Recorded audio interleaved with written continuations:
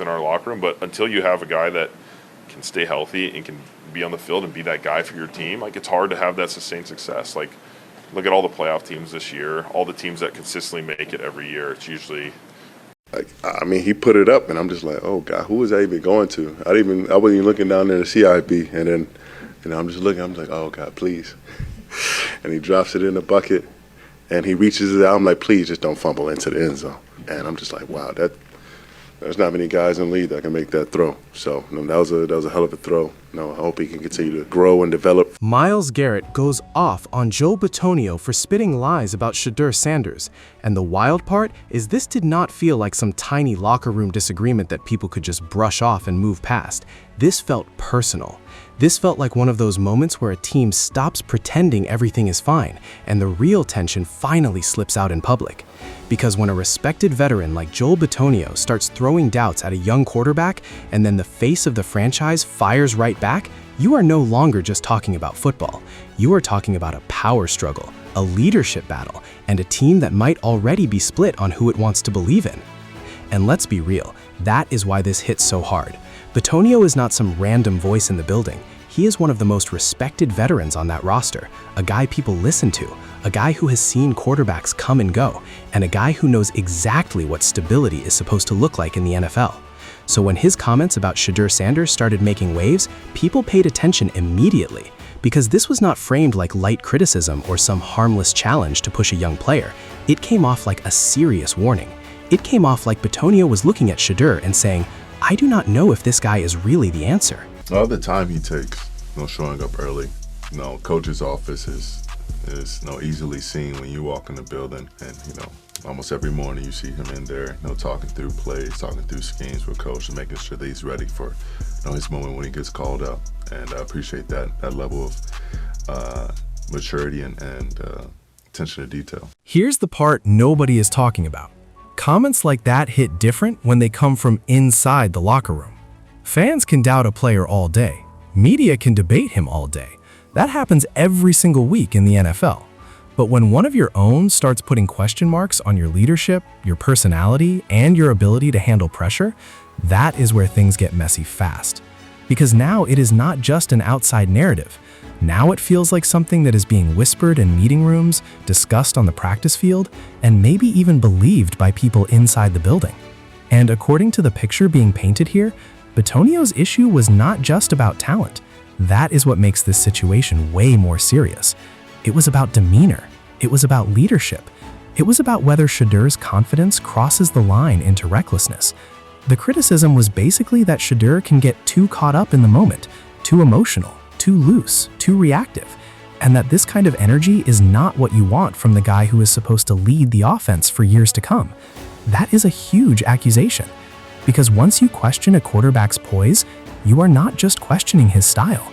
You are questioning whether the team can trust him when everything is falling apart. So he reaches out, he just keeps possession, and I'm just like, wow, there's not many guys in the league that can make that throw. So that was a hell of a throw. I hope he can continue to grow and develop from making plays like that. This is where young players usually make a mistake. They hear criticism like that, and either they try too hard to prove people wrong, or they completely change who they are. Both can destroy a quarterback. If you start forcing the game because you want to silence the doubters, you make bad decisions. If you become too cautious because you do not want people calling you reckless, you lose the very spark that got you noticed in the first place. And that is why this situation around Shedeur matters so much. He is at that dangerous stage where everybody is trying to tell him what kind of quarterback he should be before he has fully gotten the chance to become the quarterback he already is. But then came Myles Garrett, and this is where the whole thing exploded. Garrett did not come in with some soft, diplomatic answer where he tried to calm both sides down.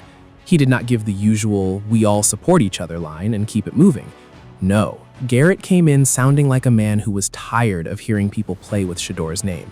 He sounded like someone who believed this criticism had gone way too far, and more importantly, someone who believed it was completely unfair. And when Myles Garrett speaks like that, people listen, because this is not just any player. This is the guy in Cleveland. This is the dude whose voice carries weight in every room he enters. He wants to make the play. He wants to, have that game-changing drive because, he feels like he has that ability, and, we've seen it. So, don't be discouraged from, one drive or two drives. It's a good, football team over there. What made Garrett's response hit even harder was the conviction behind it. He was not just defending Shedeur as a teammate, because that is the polite thing to do. He was speaking like a believer, like somebody who has watched what this kid can do and is frustrated that other people either do not see it or refuse to admit it. Garrett's message, in simple terms, was that people are misreading Shedeur completely. What some call recklessness, he sees as confidence. What some call instability, he sees as playmaking. And that difference in viewpoint right there is exactly why this story feels bigger than one disagreement. Here's the part nobody is talking about. This is really a fight about what kind of quarterback the Browns want. That is what is sitting underneath all of this. Bitonio seems to represent the old school way of thinking. Keep it calm, keep it clean, do not get too loud, do not turn every moment into a statement. Just run the offense, be steady, and do not make the game about yourself. Garrett, on the other hand, sounds like he understands what the modern NFL has become. Today's quarterbacks are not just game managers. The best ones bend the field with confidence. They energize the sideline. They change momentum with presence, swagger, and belief. Garrett does not seem scared of that. He seems to want more of it. Just trying to keep him to keep his confidence high, and keep on chasing that standard in which he set. And when he pointed to Shedeur as a dynamic player who can change games, that was not a throwaway compliment. That was a direct challenge to the anti-Shedeur narrative. Garrett was basically saying, stop acting like this guy is some problem waiting to happen and start looking at what he actually brings to the field. He sees a playmaker. He sees a quarterback who can create pressure on defenses, shift the energy of a game, and give the offense a different kind of juice. And that matters, because when your best defensive player is pounding the table for a quarterback, that sends a message to everybody else in the locker room. This is where it gets dangerous, because now this is no longer just Shedeur versus the critics. Now it is Bitonio on one side and Garrett on the other, which means the argument has moved up the chain. These are not small voices. These are foundational veterans. These are tone setters. These are guys younger players watch to figure out where the room is leaning. And once two major leaders on the same team are publicly pushing very different visions of one quarterback, that tension does not disappear just because practice starts. It lingers. It grows. It shapes every conversation from the coaching staff down to the fan base. Then, things got even more serious when Garrett's words started sounding like more than just a defense of Shedeur's talent. They sounded like an endorsement of Shedeur as the future. That is the part that should really make Browns fans sit up. Because Garrett was not talking like Shedeur is just some interesting prospect who might get a chance one day. He was talking like this guy is being lined up for something real, like the organization is not merely curious about him, but increasingly convinced by him. And when you add Todd Monken's name into that conversation, it becomes even more important. Monken is not some random assistant. He is a guy with an offensive mind, a guy known for understanding quarterbacks, a guy who knows what traits translate and what traits do not. So if the idea is that Monken has been paying close attention to Shedeur, working with him, studying him, and slowly building confidence in what he could become, that changes the whole tone of this story. Because now you are not just talking about a player getting defended by a teammate, you are talking about possible alignment between a franchise cornerstone in Garrett and a coach who may already be leaning towards Shedeur as a real future option. And once that possibility enters the room, Bitonio's criticism feels even more explosive. Because now it is not simply veteran advice. It feels like resistance. It feels like pushback against the direction this thing might be going. It feels like Bitonio is saying, hold on, before everybody crowns this guy, let's talk about the red flags. Let's talk about the stuff people do not want to say out loud. And honestly, that's what makes the story fascinating, because both sides probably think they are protecting the team. Bitonio may believe he is defending standards. Garrett may believe he is defending a future star. But when two smart football minds see the same quarterback that differently, somebody is going to be proven wrong. Here's the part nobody is talking about. Players do not just get judged by what they do. They get judged by how they make people feel. And Shedeur is one of those quarterbacks who creates strong reactions. Some people see swagger and confidence and think, that's the guy, that's leadership, that's belief. Other people see the same behavior and think, that's too much, that's a distraction. That's the kind of thing that can turn ugly when adversity hits. That is why he is such a lightning rod. He's not bland, he's not safe. He forces people to pick a side. And the NFL has always had this weird relationship with quarterbacks like that. If they win, everybody calls them fiery, fearless, and magnetic. If they struggle, suddenly they are immature, reckless, and hard to trust. The traits don't even change. The labels do. That is why Garrett's defense matters. He seems to understand that Shedeur is being judged through that exact lens.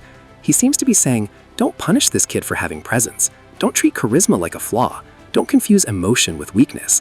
That's a powerful message, especially coming from someone with Garrett's status. This is where young players usually make a mistake. They think support from a star teammate means the hard part is over. It's not. In some ways, it makes the pressure even bigger, because now Shedeur would not just be carrying his own expectations, he would be carrying the weight of Garrett's belief, Monken's possible trust, and all the noise that came from Bitonio's doubts.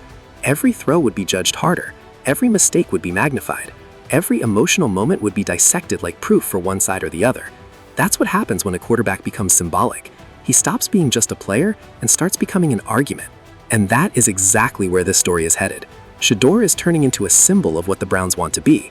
Are they going to be a team that leans safe, conservative, and traditional? Or are they going to embrace upside, confidence, energy, and a quarterback who doesn't fit the old template? That is the real debate here. Not just whether Shedeur can throw, read defenses, or extend plays. It's whether the organization is ready for what comes with a player like him. Because if you embrace him, you are not just embracing talent, you are embracing a different identity. This is where it gets dangerous, because locker rooms can survive disagreement, but they struggle when disagreement turns into factions. If one group sees Shedeur as the future, and another group sees him as a risk, that tension can quietly poison everything. Every interception becomes proof for one side, every touchdown becomes ammo for the other. Every emotional sideline moment gets turned into a statement about leadership. And once a team starts living like that, everything becomes heavier than it should be. The quarterback is no longer just trying to win games, he's trying to win an internal argument. But Garrett throwing his full weight behind Shedeur could also be the thing that changes everything. Because support like that is not small. It tells the room that one of the most respected players on the team is planting a flag. It tells the media that this is not some fringe idea. It tells Shedeur himself that somebody with real power believes in him. And sometimes that kind of backing can reshape a whole locker room. Sometimes all it takes is one major voice saying, "This is our guy," and suddenly the whole vibe starts shifting. Still, let's not act like Bitonio's concerns are meaningless. That would be too easy. Veteran linemen care deeply about consistency because they live in the trenches with the consequences of quarterback mistakes. They know how one reckless read can wreck a drive. They know how bad timing and lack of composure can get people hurt. So if Bitonio has concerns, those concerns probably come from a real football place. But the problem is, once those concerns are voiced in a way that feels public and personal, they stop sounding like coaching and start sounding like doubt. And doubt at quarterback is one of the most dangerous things a team can have. That is why this moment feels so big for the Browns. It's not just drama, it's not just off-season noise. It's a glimpse into what the franchise may be wrestling with behind closed doors. They have a young quarterback with confidence, presence, and star power. They have a veteran who apparently is not fully sold. They have another superstar publicly pushing back. They have a coaching staff that may be inching towards a decision. And all of that is colliding at once. That is not a small story. That's the kind of story that can shape an entire season before it even starts. And if Shedeur really is being positioned for a larger role, then this is the moment that could define how his Browns story begins. Not with a clean runway, not with universal support, but with pressure, tension, and a full-blown debate about whether he is the answer or the problem. Some quarterbacks would crack under that. Others would turn it into fuel. And that's why so many people are locked in on what happens next. Because the next chapter is not just about whether Shedeur plays well. It's about whether he can take all of this noise and turn it into something undeniable. Here's the part nobody is talking about. If Garrett ends up being right, this whole thing becomes legendary. Because then this will look like the moment the face of the franchise publicly stood up for the next face of the franchise. It will look like Myles Garrett saw it before everybody else and refused to let the lies grow unchecked. But if Bitonio ends up being right, then all of Garrett's passion will be remembered as a warning sign that emotion got ahead of reality. That is why the stakes feel so high. Both sides are putting their credibility on the line. And that is why this can't end in some soft middle ground. Somebody is going to win this argument. Either Shedeur proves he is exactly the kind of dynamic leader Garrett says he is, or the doubts Bitonio raised are going to come back louder than ever. There's no easy escape from that now. The tension is out in the open, the names are too big, the takes are too strong. And once a quarterback battle turns into a battle over identity, leadership, and truth, everybody gets pulled in. So now the question is simple, and it's the kind of question that can split an entire fan base. Was Joel Bitonio speaking hard truths that Browns fans do not want to hear, or was he dead wrong in trying to tear down a quarterback who is about to take over the franchise? Did Myles Garrett step up like a real leader and shut down a false narrative, or did he go too far by throwing his full support behind a young player who still has everything to prove? And most importantly, If you were running this team right now, would you ride with Shedeur Sanders as your future no matter what? Or would you still be sitting there with the same doubts Bitonio clearly has?